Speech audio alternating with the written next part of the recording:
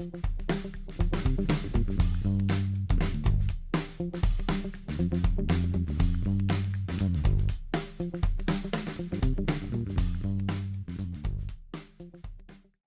passo primeiro aqui, o Renato levantou a mão, né, Renato? Tu tens alguma dúvida que tu queiras, nesse primeiro momento, questionar? Boa tarde. Eu sou do Rio de Janeiro, né? Eu conheci a Unicinos através do Congresso Internacional, né? Participei como ouvinte ali. Do Cognition. Isso, do Cognition. E aí apareceu essa outra semana aqui, é muito agradável também para a gente estar aprendendo bastante coisa. Eu sou estudante, né, graduando de administração do curso da Universidade Federal Rural aqui do Rio de Janeiro. E eu queria saber se, mesmo sendo graduando, né, estou no segundo período, se eu consigo fazer um curso desse de extensão de logística ou é uma outra graduação em paralelo. Deixa eu te explicar a diferença. Quando tu estás fazendo a graduação, existem alguns cursos de extensão que tu possas fazer. A instituição ela tem um campo específico para extensão, tá? O nosso caso aqui, o que a gente está trazendo hoje aqui é a graduação, né? Porque nós estamos com o Conecta, na verdade, divulgando os nossos cursos de graduação, mas ali no próprio site da Unicinos tu consegues ver quais são as pós-graduações que nós temos um em compras e suprimentos, mas para isso tu tens que estar graduado, né? E também tem os cursos de extensão que estão sendo ofertados nesse período, tá? Pelo site tu tem acesso a todas essas possibilidades, né, da instituição com relação a todos os níveis de ensino. Te respondi? Eu até, Paulinho, até complementaria, assim, a questão, né, que ele mencionou extensão, né? Extensão geralmente são cursos mais curtos, mais focados em algum tema mais específico, né? Isso. Então tem que ver qual é o desejo dele, porque a Unicinos tem sim cursos de extensão, tanto presencial quanto à distância, né? Então daqui a pouco tem que ver qual é o interesse dele aí, né? Se é realmente fazer um curso mais curto, mais focado, ou fazer um curso mais prolongado um pouco, assim, que equivale a uma graduação, né, que seria o caso dos tecnólogos, né, ou a própria graduação tradicional, né, aí teria que ver o que estaria do interesse dele. Chegou o Matias também. Oi, Renato. Porque, assim, a área de administração é uma área que te abre muitos campos, né? Então, como apresentou o tema de logística, é um dos ramos da administração que é muito interessante, que, ao meu ver, logística hoje é fundamental para qualquer área. Sim, com certeza. Mas como o Fabiano complementou aqui, né? Por exemplo, se tu queres te formar e te especializares, por exemplo, na área logística, a gente tem a pós-graduação, que é a especialização em gestão de compras e cadeia de suprimentos, e temos um também em logística, mas aí para alunos que já estão formados, né? E aí temos essas extensões, digamos assim, com menos horas, obviamente, né? E aí tem que ver as disponibilidades pelos períodos, presencial e EAD, quais são os cursos que estão disponíveis, né, pela instituição. Por quê? Porque o nosso portfólio ele vai modificando, né, vai mudando essas ofertas de cursos de extensão, tá? Então tá. Então, vamos lá, dando início, lembrando que a gente tem esse primeiro momento, a oficina de logística empresarial com o professor Fabiano.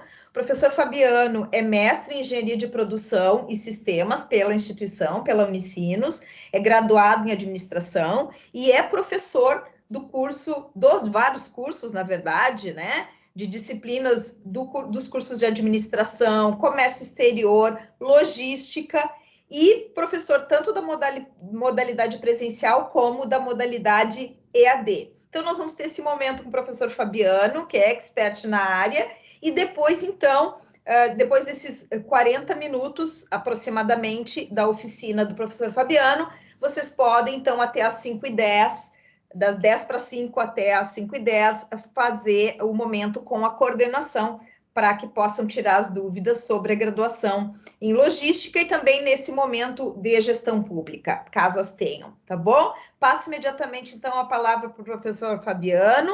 Espero que tenham uma excelente oficina. Fabiano, eu fecho meu áudio aqui para que tu possas, então, ficar aí reinando soberano. Tá bem.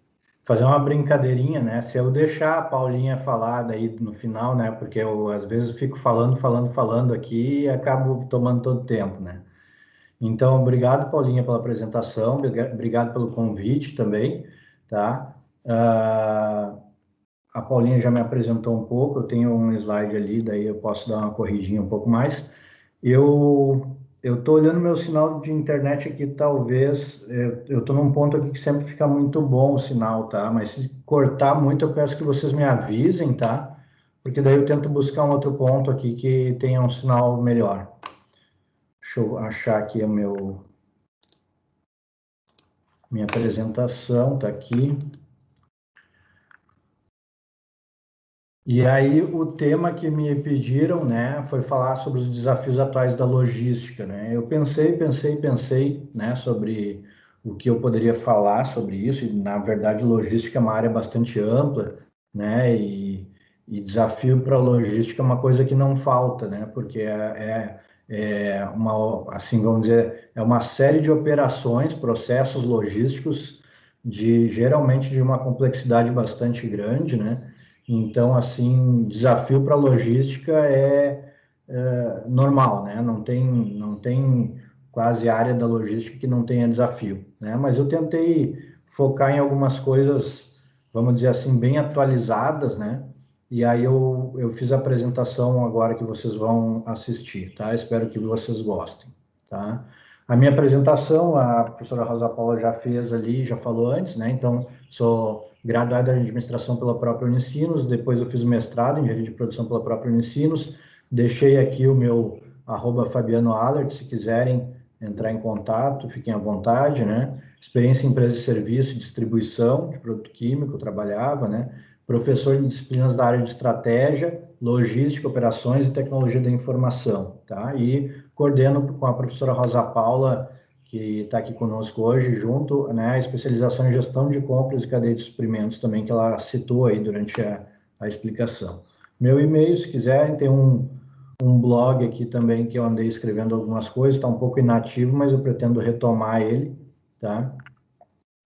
E antes de começar a apresentação, eu gosto, às vezes, esse papel nosso de professor, ele faz com que a gente tenha aí uma mania de instigar reflexão nas pessoas, né?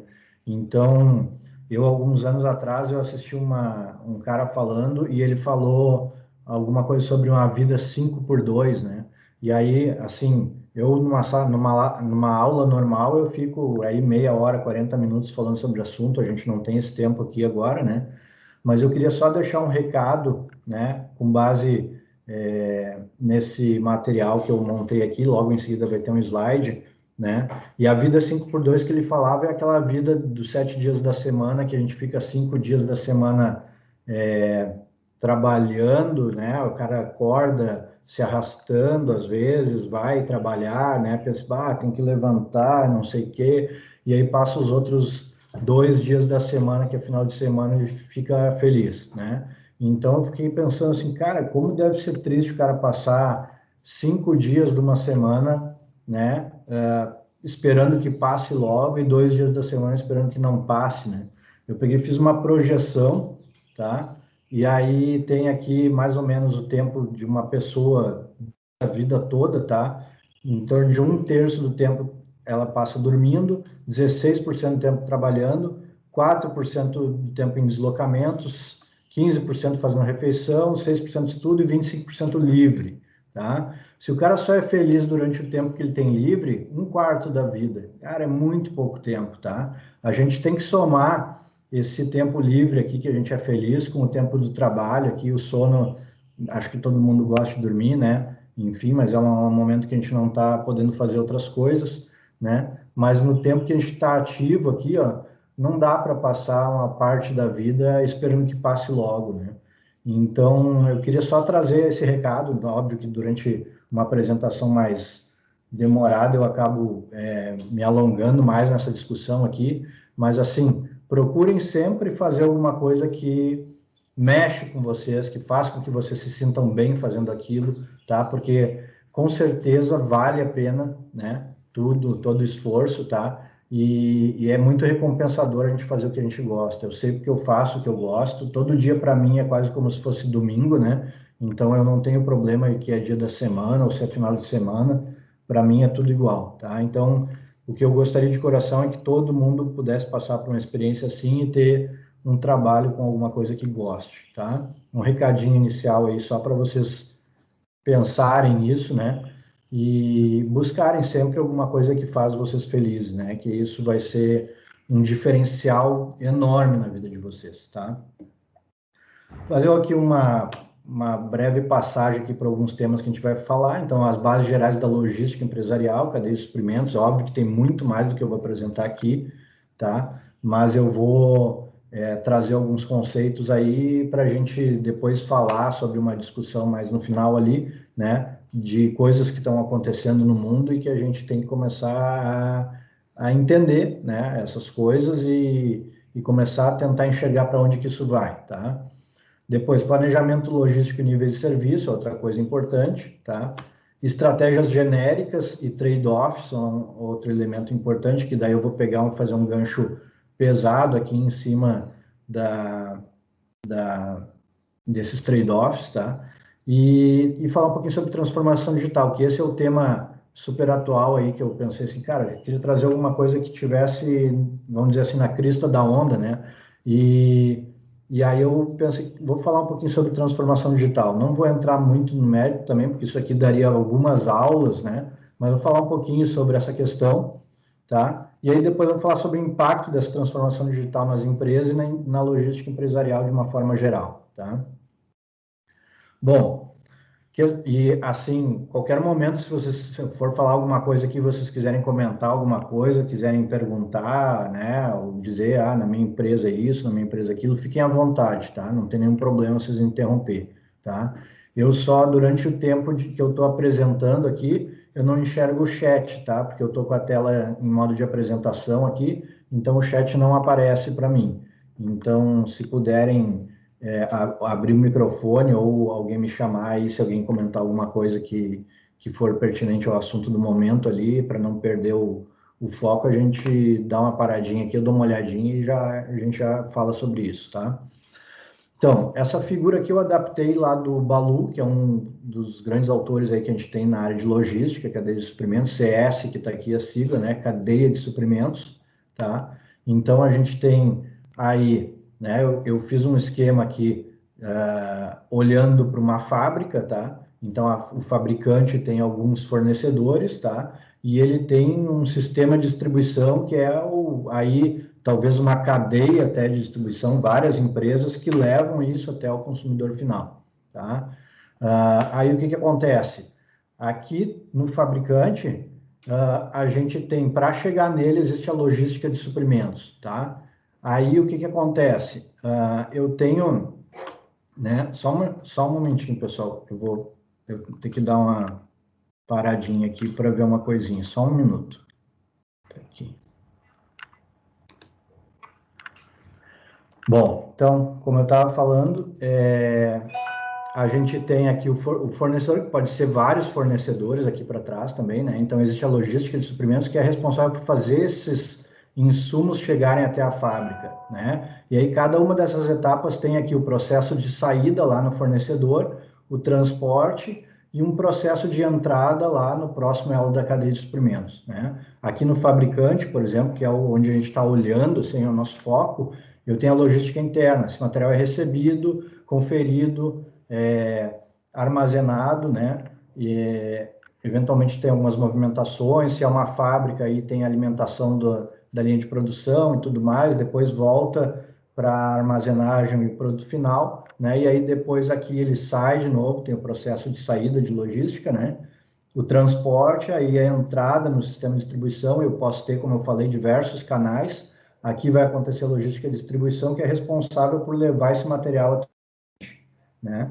A gente tem ainda a logística reversa, que é um outro tema bastante atual, né? Que são coisas que estão evoluindo ainda no mundo, né? A gente já tem alguns segmentos que estão bem avançados nisso, mas de uma forma geral a gente tem que ainda evoluir bastante nisso aqui, né? Existe um fluxo dominante para o serviço no sentido da cadeia aqui do fornecedor até o consumidor, né?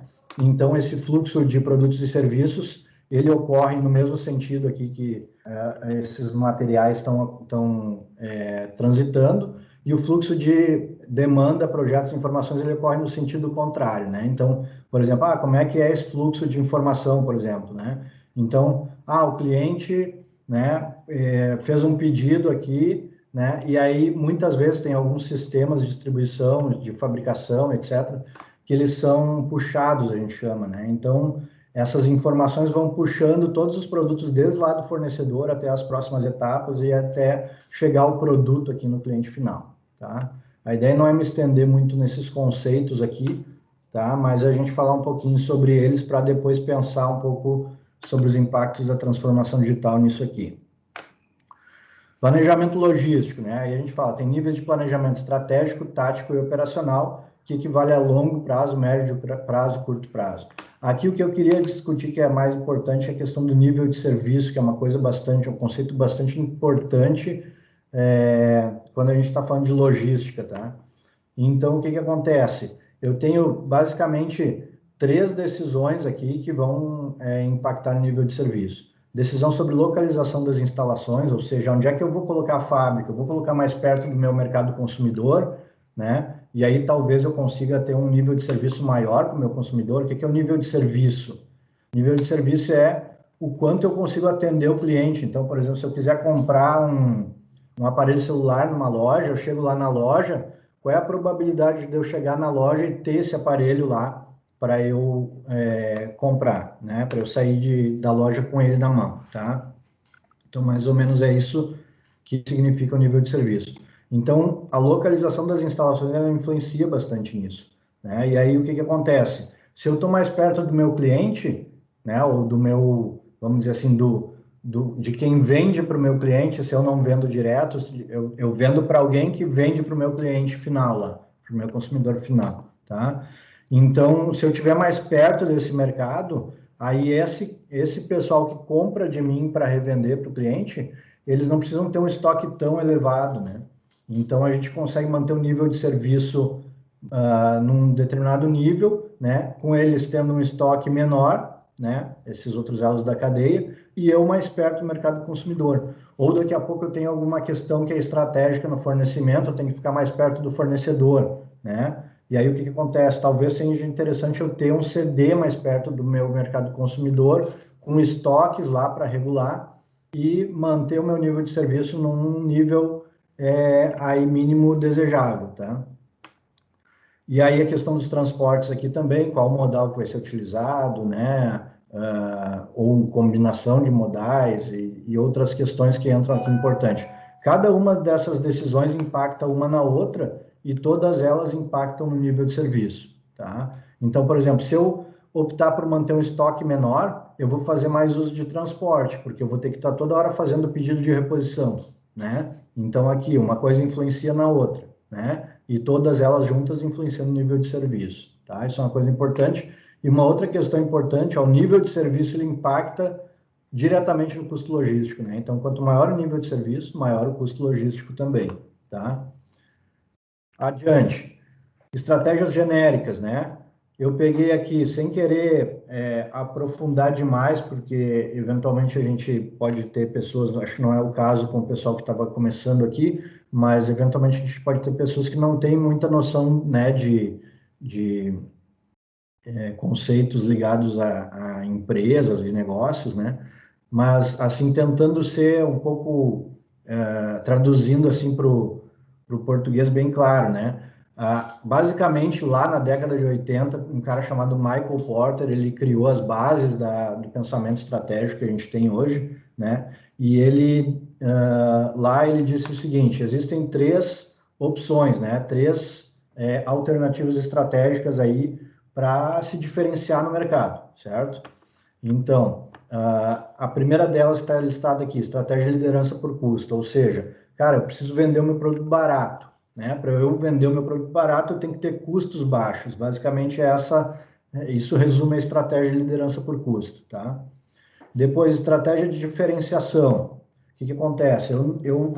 Não vou ficar brigando por preço lá, né? Que nem a primeira situação. Eu quero vender o meu produto com uma margem maior, só que para eu vender o produto com uma margem maior, eu tenho que ter algum diferencial. Eu tenho que dizer, olha, esse custa mais caro por causa disso. E aí o meu cliente vai dizer, não, se é por causa disso, então eu pago um pouquinho mais caro. Alguns vão aceitar isso, outros vão continuar comprando o produto mais barato, obviamente, né?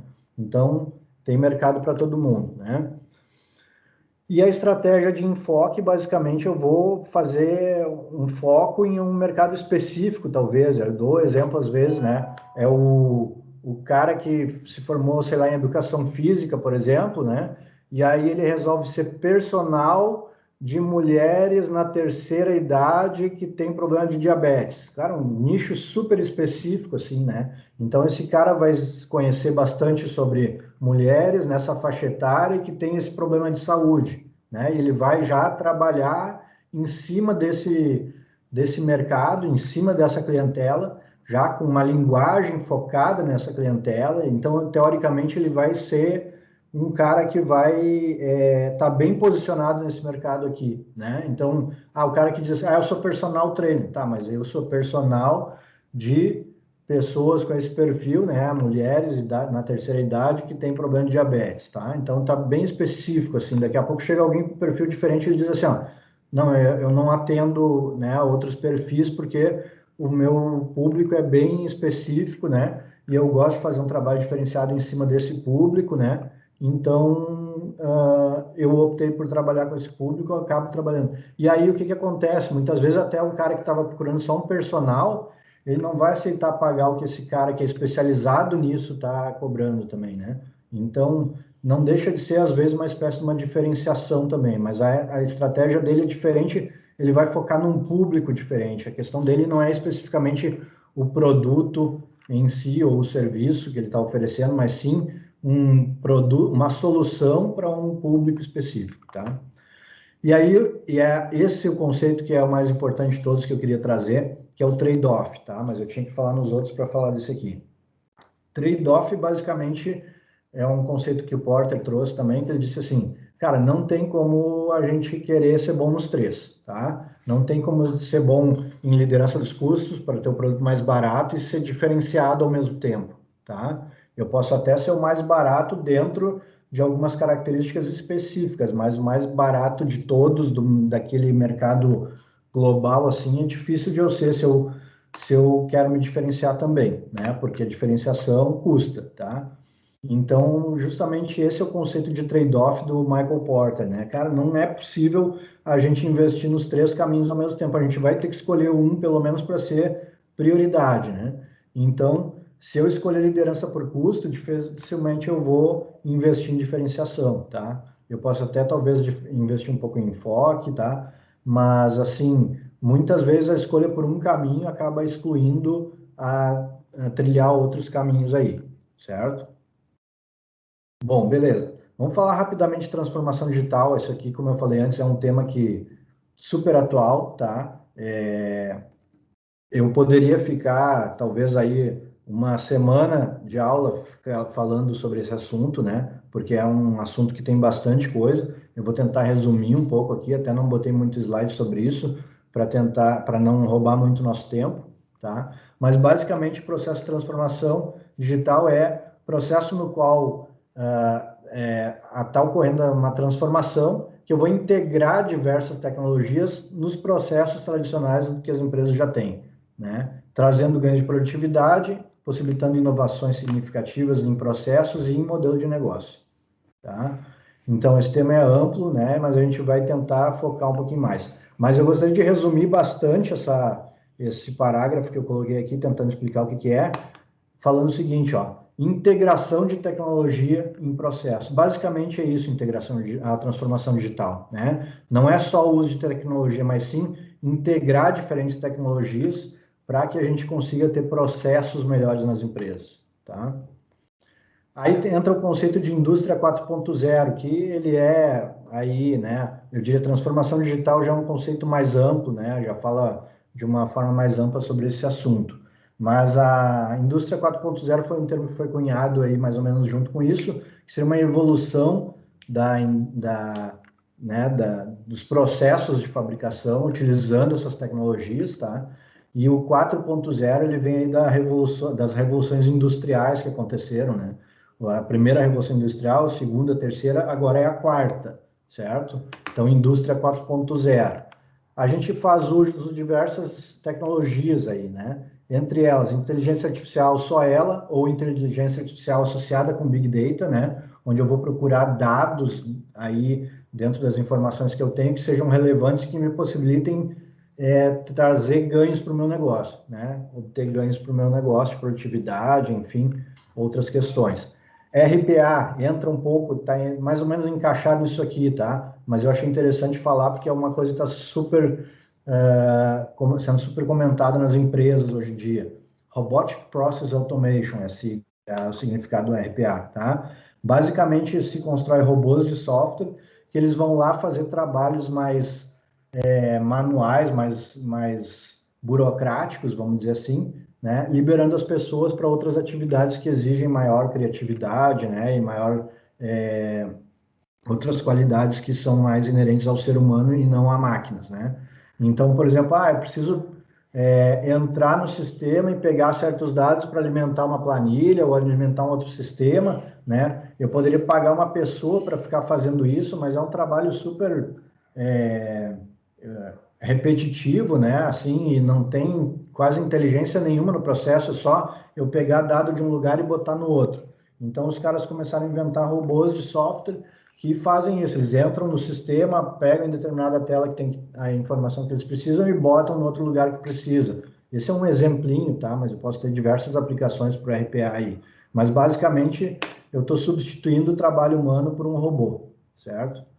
Internet das coisas é uma outra coisa que está evoluindo ainda, né? Bastante. A tendência é isso evoluir cada vez mais, né? Mas basicamente eu tenho dispositivos diferentes se conversando, né? Aí se fala, por exemplo, a minha camiseta tem uma etiqueta inteligente que tem uma informação ali que quando eu coloco na máquina de lavar, a máquina de lavar faz a leitura daquela etiqueta e já sabe que precisa ser um determinado tipo de sabão, ou que não pode ter alvejante, ou tipo de lavagem que tem que ser, né? E já vai se ajustar para aquilo ali. Um carro que anda sozinho na estrada também, então ter sensores nas estradas, né? Que vão guiando ele, trazendo informações aonde que ele está, né?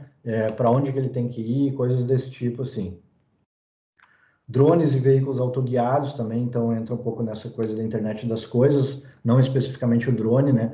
Mas o drone é uma coisa interessante que tem fábrica na Alemanha que utiliza drone para levar peça lá de um almoxarifado, por exemplo, até a linha de produção em algum ponto que ela é necessária, né? E impressora 3D, que eu acredito que seja, dentro da indústria, assim, uma das grandes promessas, tá?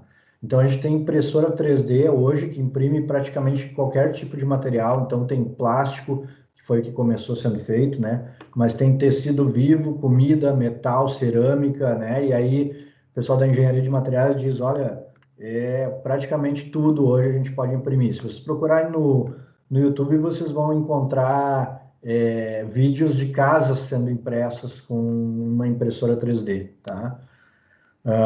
Então, tem aplicações na construção civil, prótese, né? Então, a pessoa que não tem uma perna, por exemplo, eu posso construir uma prótese para ela, não tem uma orelha, eu posso pegar com esse tecido vivo aqui e fazer uma orelha, né? Isso já se faz hoje em dia, tá? Na medicina, então, na prototipação é muito usado a impressão 3D, então, todo o processo de desenvolvimento de um produto, muitas vezes levava meses ou anos, às vezes até para a gente ter um protótipo, né? Hoje com a impressão 3D é muito fácil, então a gente tem uma ideia ali, mais ou menos desenha no software e manda a impressora imprimir, a gente já está com o produto na mão logo em seguida, tá? Então, projeto de produto, fabricação de peças e ferramentas em geral, então tem um campo bastante amplo, tá? Que pode evoluir bastante, tá?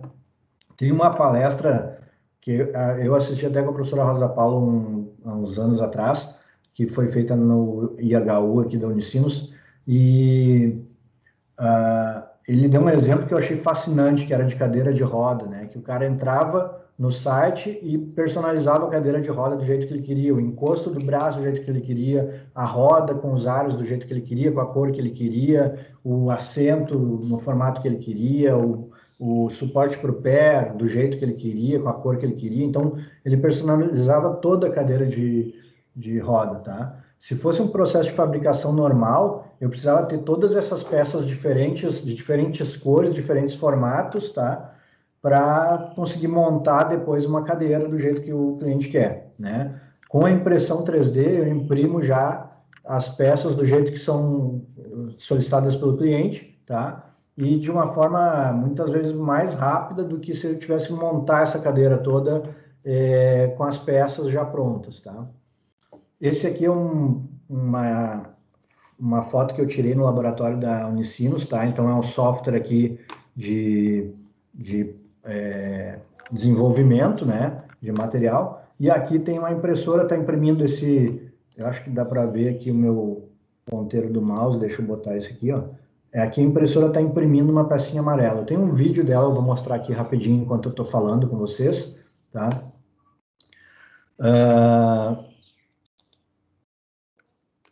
Deixa eu pegar aqui.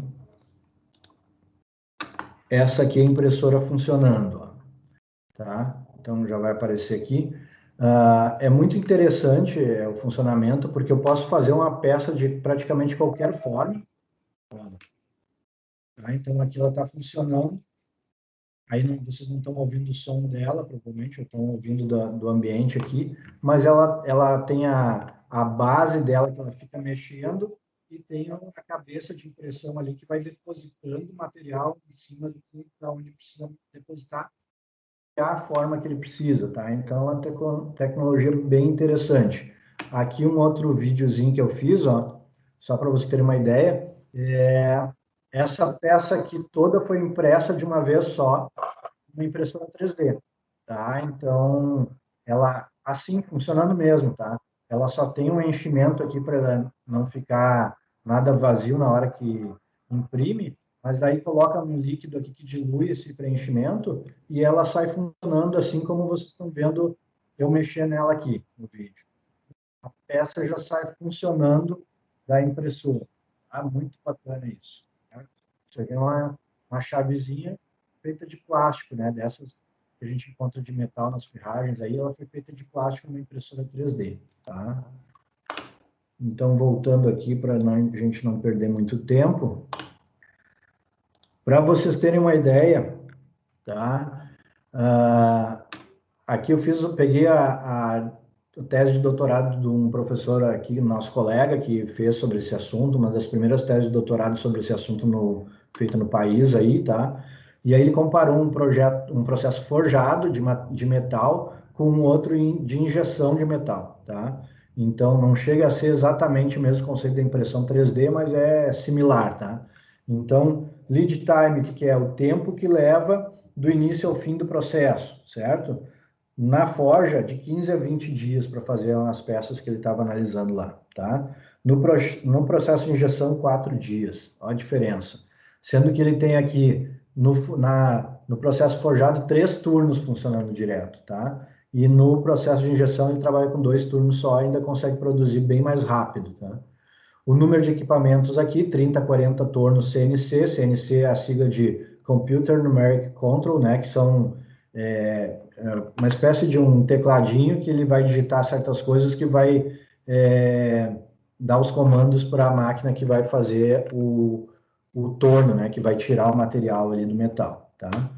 E aqui no projeto injetado, 6 equipamentos de injeção, tá? Então, a diferença de quantidade de equipamentos também. Geração de sucata, tá? No forjado de 15% a 20%, na injeção de 2% a 4%, média 3% aqui, tá? Então, só para você ter uma ideia da comparação dos processos, tá? Então, é muito mais rápido, com muito menos recurso e gera muito menos desperdício, tá? Bom, transformação digital, né? Então, aqui é algo que acontece na maior parte das empresas, que eles pegam ali, botam o marketing digital, a área de TI ali, né? Tudo isso tem tecnologia, tá? E o resto fica, né, normal, funciona como uma empresa tradicional, normal, né? A ideia da transformação digital não é essa. A ideia da transformação digital é colocar processos digitais em todas as áreas da empresa. Essa que é a ideia, basicamente, da transformação digital, tá?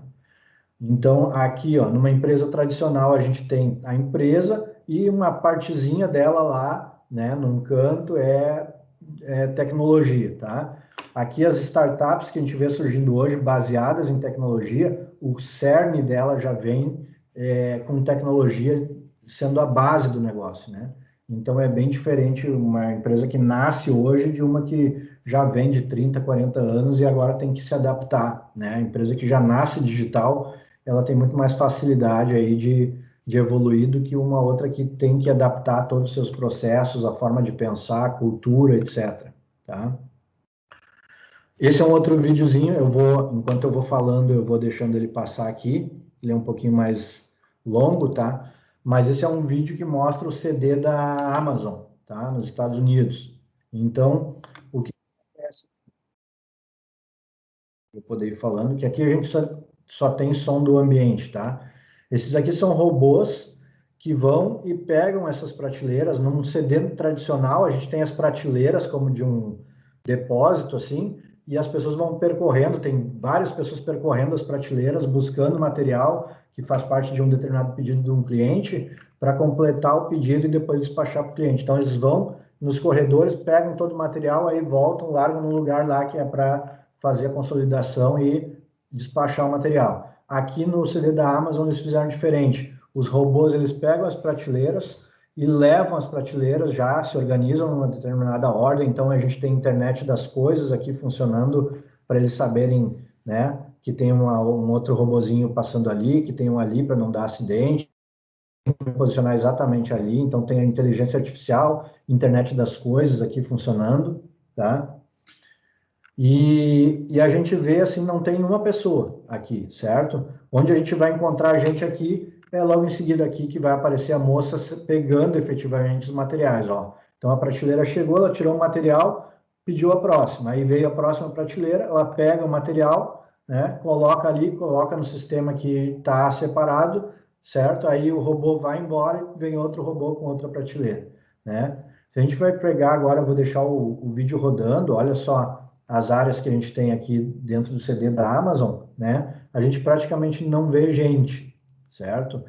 Isso, infelizmente, tá? É uma das discussões que vem sendo feitas, eu acho que levando a história para outro lado, tá? Que o pessoal tem debatido, no meu ponto de vista, perdido um pouco de tempo debatendo assim, que isso aqui é ruim, então, porque vai tirar os empregos das pessoas. Não, os empregos sempre foram criados, trabalhos, né, funções sempre foram criadas e foram extintas com o passar do tempo, né? As coisas vão evoluindo e tem profissões que vão desaparecendo e tem outras que vão surgindo no lugar, né? Então a gente tem que ter pessoas para operar esse sistema aqui, né? E tem que ter pessoas para fazer outras coisas. O que a gente tem que se dar conta é que, cara, uma tarefinha de ir lá separar uma coisa já não vai precisar mais ou mesmo a quantidade de gente que precisava antes, né? A gente precisa de muito menos gente aí para fazer atividades mais braçais, vamos dizer assim. Cada vez mais a gente vai delegar isso para as máquinas. A gente tem que ficar com as atividades que ficam aqui com o trabalho intelectual, né? Esses que a gente tem que focar, certo? Aqui aparece, ó, depois de separados os itens, aqui a entrega em 30 minutos deles, utiliza o drone para fazer entrega desse material. Então, nem o carinha da transportadora aqui não é utilizado mais, né? Como eu falei antes, a discussão, eu me lembro que na minha época de faculdade, quando eu entrei na faculdade, a grande discussão era o fim do emprego, um livro que existia, né? E a gente está aí já, deixa eu ver, uns 30 anos já depois que eu entrei na faculdade, quando se discutia isso, a gente segue com a mesma discussão, os empregos não acabaram, né? E não vão acabar, eles vão só mudar de necessidade, né? Então a gente também tem que estar atento a isso para a gente estar capacitado para trabalhar com essas funções que vão surgindo no decorrer do tempo, tá? Deixa eu fechar aqui, a gente volta para a apresentação. porque eu estou quase esgotando meu tempo, ainda tem algumas coisas aqui, tá? Bom, o que esperar dessas tecnologias nas empresas, então, né? Então, aqui falando sobre as revoluções industriais, né? Eu não vou ficar muito tempo nesse slide aqui, mas basicamente na primeira revolução industrial a gente tinha máquina a vapor, divisão do trabalho e o investimento em máquinas mais pesadas, certo? Na segunda revolução industrial, onde apareceram outras fontes de energia e a automatização das máquinas. Na terceira revolução industrial, que a gente fala na era do conhecimento, né? Evolução das tecnologias e do conhecimento, e na quarta revolução industrial, que é a que está acontecendo agora, desenvolvimento de tecnologias visando automação, flexibilidade e inteligência nas operações, certo? Aqui algumas contextualizações interessantes, né? Então, na época de produção em massa, aqui de 1850 a 1890, com a máquina a vapor, a gente teve aí um grande investimento nessas máquinas e uma grande busca por de produção com essas máquinas, certo? Então, a sacada aqui era produzir muito para reduzir custo, certo? E poder vender os materiais a um preço competitivo, tá? Depois, a administração científica e o Fordismo, tá? A mesma coisa continuou, mesma tendência, né? De tentar ganhar escala. Tem alguns conceitos aqui que são interessantes, intercambiabilidade de peças, a linha de montagem, né? Mas a gente não tem muito tempo para essas questões agora aqui. Tá? Depois, anos dourados da manufatura, né? Que foi depois da Primeira Guerra Mundial, tá? Começou uma superioridade muito grande dos Estados Unidos economicamente, né? E depois da Segunda Guerra ainda mais ainda, né? Porque os Estados Unidos eles investiram muito em ciência das operações de guerra. Quando acabou a guerra, tá? O que nós vamos fazer com esse monte de conhecimento que tem aí, né? Cara, vamos aplicar nas empresas. O cara volta para o seu país de origem lá e tem um país que está devastado pela guerra, com as empresas quebrando e tal. Vamos aplicar isso nas empresas, certo? Mas ainda era uma preocupação muito grande com escala, certo? Que a terceira revolução industrial começando. Depois de 1960 a 1980, o declínio da indústria americana e a entrada de novos competidores, principalmente falando no mercado automobilístico, os japoneses, tá? Nessa época, 97% dos produtos comercializados no mercado interno dos Estados Unidos eram produzidos no próprio país, tá? Que é um absurdo isso aí, tá? É muita coisa. E os japoneses se recuperaram após a Segunda Guerra e começaram a explorar o mercado americano, oferecendo produtos melhores e mais baratos, né? Então, a ideia dos japoneses ali não era simplesmente oferecer uma coisa mais barata, eles queriam, com o sistema de produção oriental que eles estavam trazendo, né, o sistema enxuto, eles basicamente conseguiam fazer a mesma produção por um custo menor, e aí eles tinham espaço, em termos de custo, para fazer coisas melhores, né? Então, eles acabaram vendendo coisas melhores e mais baratas até. Tá? E a era pós-industrial é o que a gente está vivendo agora, com o avanço de tecnologia e comunicações e uso da internet, mais recentemente essas tecnologias que a gente falou agora há pouco, né? Manufatura aditiva é a impressão 3D. Tá? Em estratégia de operações, aí fazendo um gancho lá com a estratégia, a gente tem critérios qualificadores, né? E critérios ganhadores de pedido. Critérios qualificadores são critérios mínimos para participar de um determinado mercado. Então, por exemplo, se eu vou participar de uma cotação de um serviço que vai ser prestado por uma empresa e precisar ter licença ambiental para participar para prestar serviço para essa empresa, sem ter licença ambiental eu nem participo, tá? Então é um critério qualificador. Ele não vai me diferenciar de quem está concorrendo, tá? Mas sem aquilo eu não entro no jogo, certo?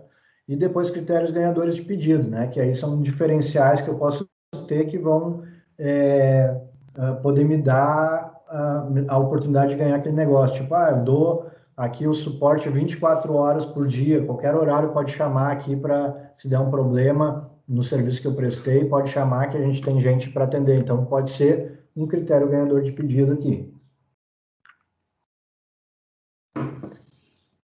Em estratégia de operações, a gente tem dimensões competitivas, que é o grande foco da minha discussão que eu queria embasar aqui, certo?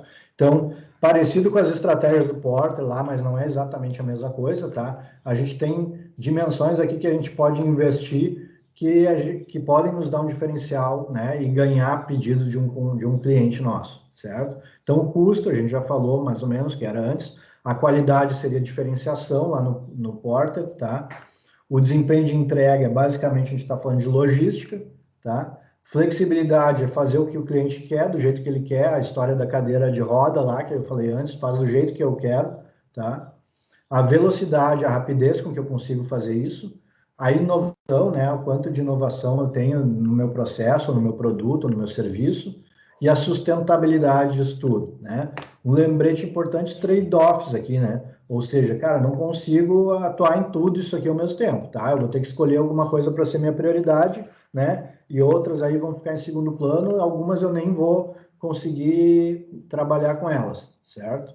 Então, essa é a ideia lá que vem desde o Porter com os trade-offs, que eu expliquei antes para vocês, tá? Tá, eu vou passar. Isso aqui que é a parte mais importante, certo? Eu agrupei aqui embaixo essas dimensões competitivas que a gente falou agora há pouco, tá? E aí eu fiz aqui um apanhado de novo daqueles acontecimentos que eu falei antes para vocês, tá? Da contextualização, né? E a gente tem aqui, basicamente, de 1850 a 1960, a importância era ganho de escala, certo? Ou seja, as empresas estavam tentando se diferenciar por custo, certo? Esse era o foco. Tá?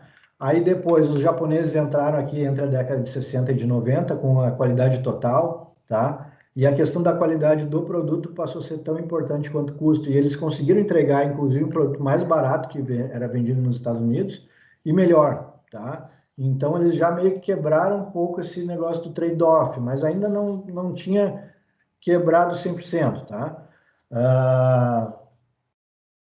Tem dois autores, Kim e Malborgne, num livro que chama Estratégia do Oceano Azul, que eles mostram uma estrutura bem bacana, uma bela recomendação de leitura que eu dou para vocês, tá?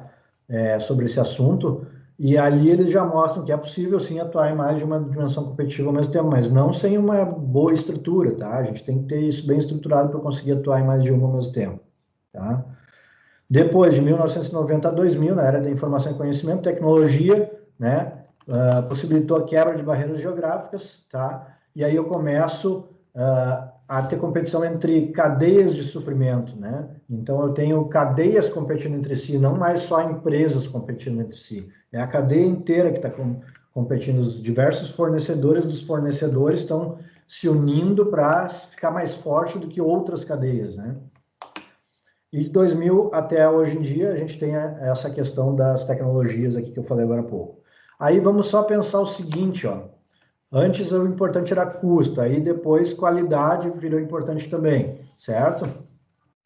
Hoje em dia, se a gente pegar aquele exemplo da cadeira de roda que eu falei para vocês, eu tenho flexibilidade, porque eu monto o produto do jeito que eu quero, eu recebo ele do jeito que eu quero, tá? Eu tenho qualidade, se eu estiver trabalhando com material de qualidade, obviamente eu mantenho a qualidade, né, como uma dimensão competitiva.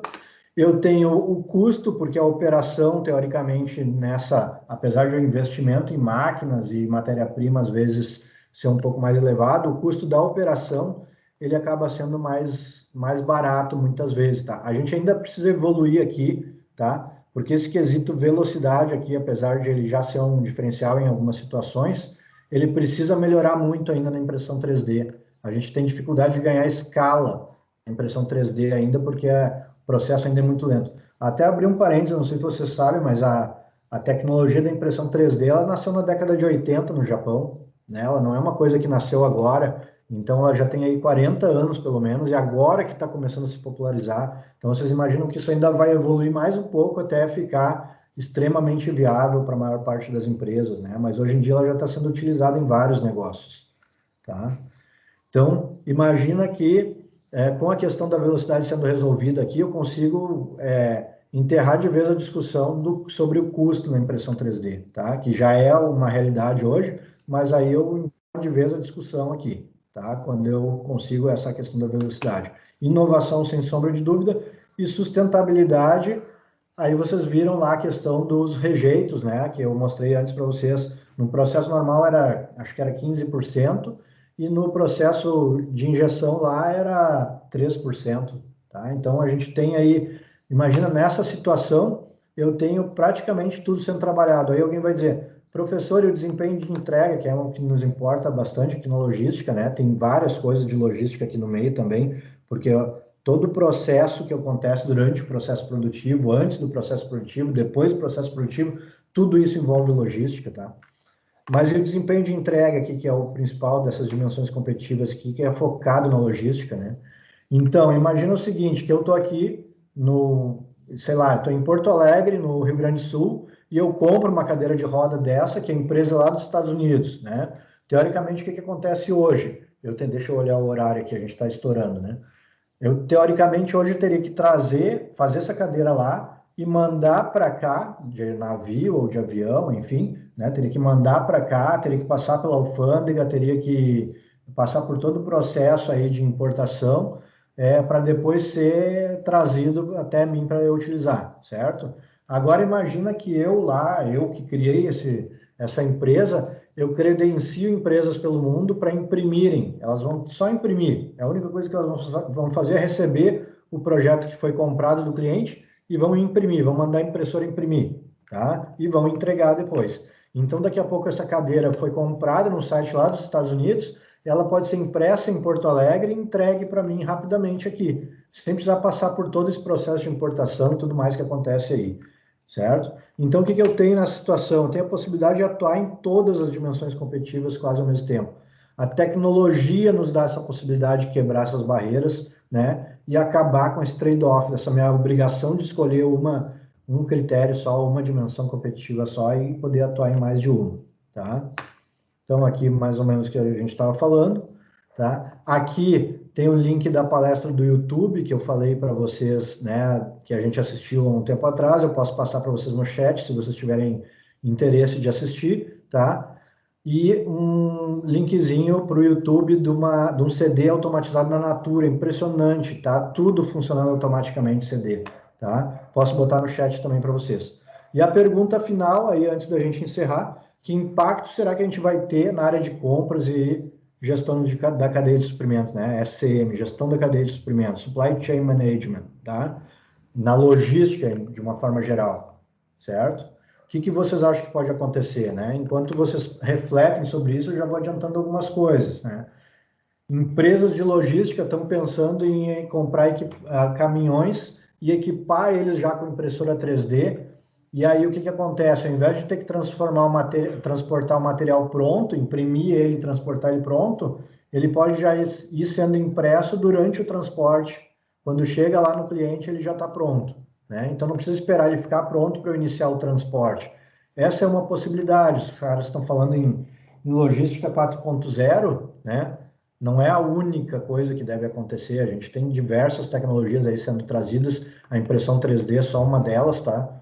Quem já viu o filme do Logan, aquele do Wolverine, né, deve ter reparado que em determinado momento do filme lá tem carretas andando sozinhas, sem motorista, sem nem a cabine do motorista, né? Então é só a parte da carga andando sozinha na estrada, né? Então, isso é uma coisa que hoje a gente já tem quase a tecnologia pronta para fazer, né? Não vai demorar muito a acontecer isso, a gente ter as cargas andando sozinha pelas estradas aí, né? Então, é outra profissão que deve receber o impacto disso, né? E aí a discussão, outra questão interessante, a discussão, eu creio que não deve ser assim, então essas tecnologias não são boas para a gente. Cara, independente de ser boa ou não, se a gente não fizer isso andar aqui no Brasil, na Argentina vão fazer, no Uruguai vão fazer, nos vizinhos aqui todos vão fazer e a gente não vai fazer. A gente vai perder competitividade e vai ficar fora do mercado igual, tá? Então o carinha que dirige o caminhão vai perder o emprego dele de qualquer forma, tá? Então não adianta a gente querer preservar alguns empregos em função, né, de uma possível extinção aí, né? Talvez extinção é uma palavra forte, né? Mas de uma possível mudança nas tecnologias aí, tá? Que isso vai acontecer de qualquer forma. A gente não tem aquilo que vocês viram do CD da Natura que eu mostrei agora há pouco, aquilo lá vai acontecer aqui no Brasil mais cedo ou mais tarde. Não tem como evitar isso, tá? Então o que a gente tem que fazer é tentar a gente se adiantar e sair na frente para a gente estar preparado no mercado de trabalho para atuar nas posições que vão começar a surgir aí na frente, certo? Então, assim, que impacto a gente vai ter na área de logística, né? Para resumir aqui essas palavras todas, tá? Outra coisa que deve acontecer, se eu não preciso mais transportar a cadeira lá dos Estados Unidos pronta aqui para o Brasil, a cadeira de roda, aquela que eu usei de exemplo, né?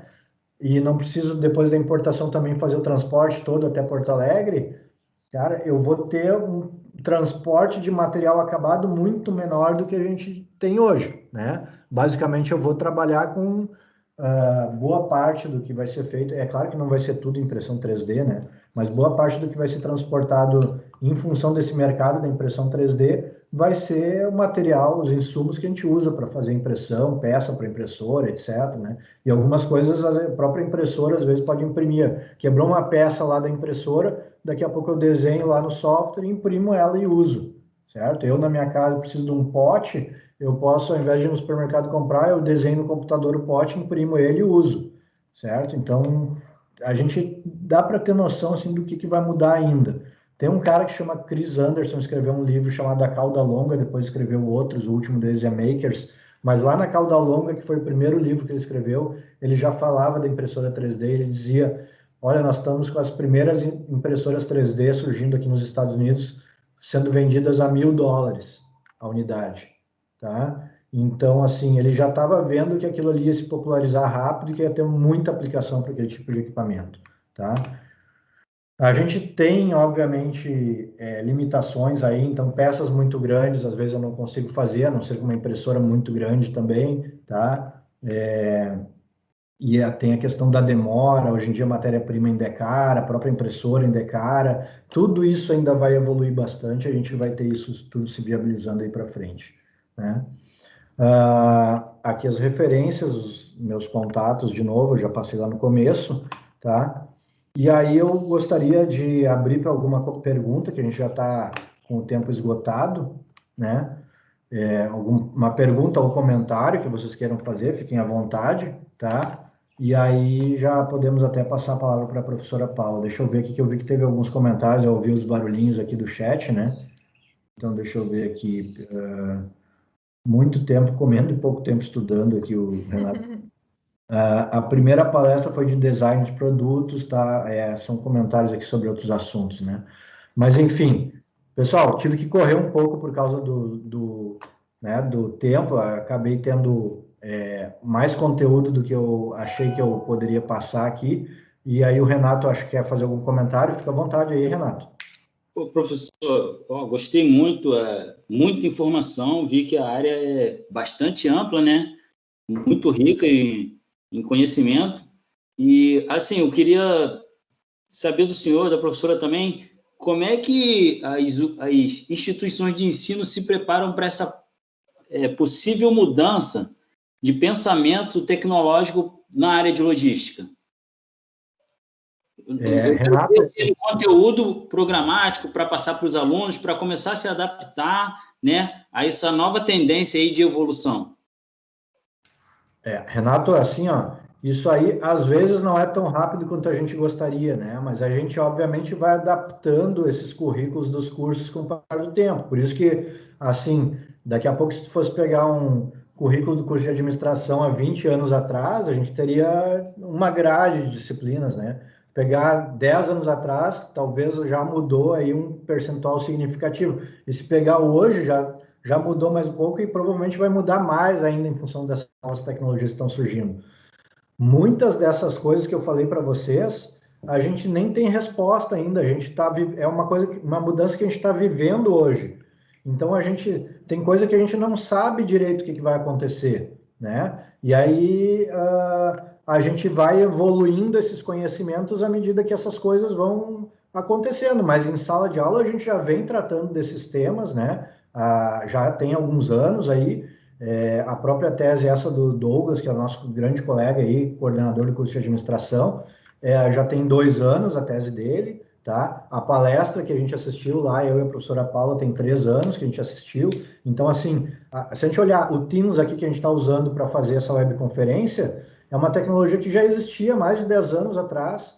Ela começou a se popularizar agora com a questão da pandemia, né? Então, tem situações de mercado que vão acontecendo que vão forçando o uso dessas tecnologias ou vão viabilizando, às vezes, o uso dessas tecnologias, e aí o mercado vai se adaptando a isso e a gente tem que ir acompanhando, como instituição de ensino, a gente tem que ir acompanhando junto, porque senão a gente vai estar formando aluno lá para a década de 80 e eles têm que trabalhar em 2020, né?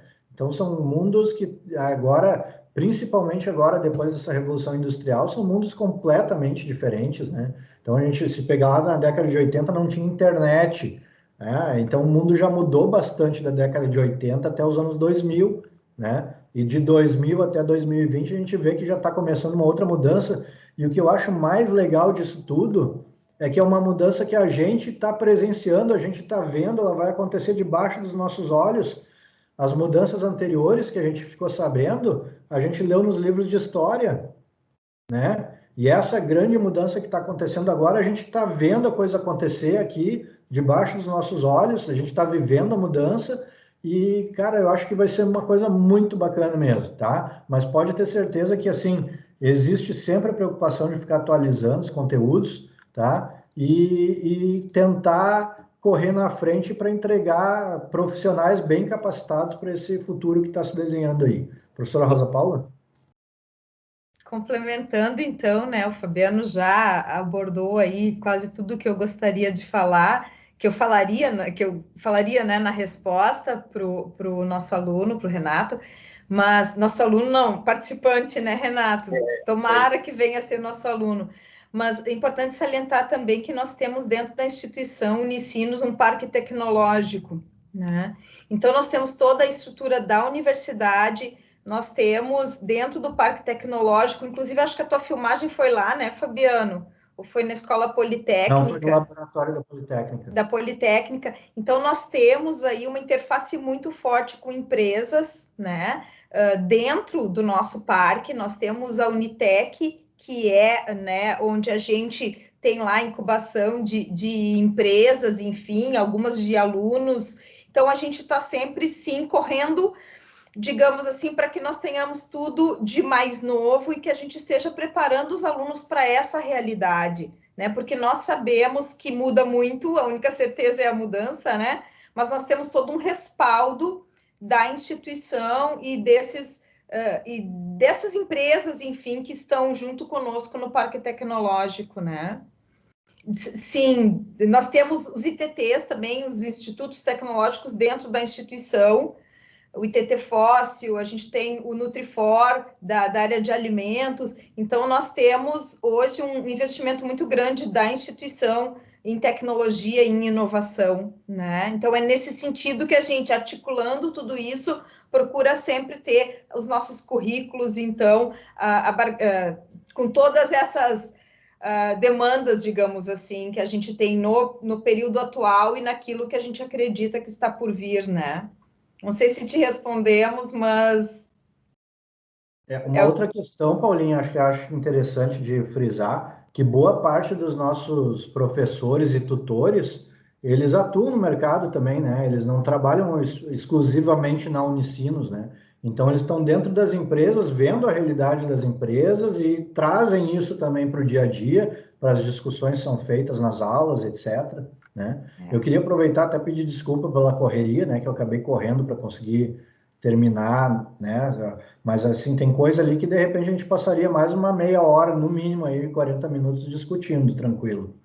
Mas nós teremos outras oportunidades, né? Inclusive, fiquei super feliz, né, quando o Renato falou que veio, que participou do Cognition online, né? E voltou então para esse momento conosco, com o Fernando, né, que fez a graduação em outra instituição e está aqui conosco nesse momento, e mais importante, também nosso colega de trabalho, né? Porque nós somos professores EAD, eu sou coordenadora de curso EAD, o Fabiano é o professor de toda a área de logística do nosso EAD, né? Então, toda essa bagagem que ele tem, isso fica nas disciplinas, né? A gente tem a honra de tê-lo nas nossas disciplinas, né?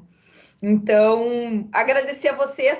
A gente tem a questão do horário e como a gente também tem outros eventos acontecendo em sequência, então nos foi solicitado que a gente respeite esse horário. Eu abro mais um pouquinho aqui, caso vocês ainda tenham alguma dúvida, para que a gente possa esclarecer. E contem sempre conosco, né? Seja para um vestibular, seja para um extravestibular, quando querem trocar de curso. Imagine se o Renato quer fazer conosco, pode fazer o ingresso extravestibular. Se quiser vir para os nossos cursos de extensão, para os nossos cursos de pós-graduação, vocês são muito bem-vindos, tá?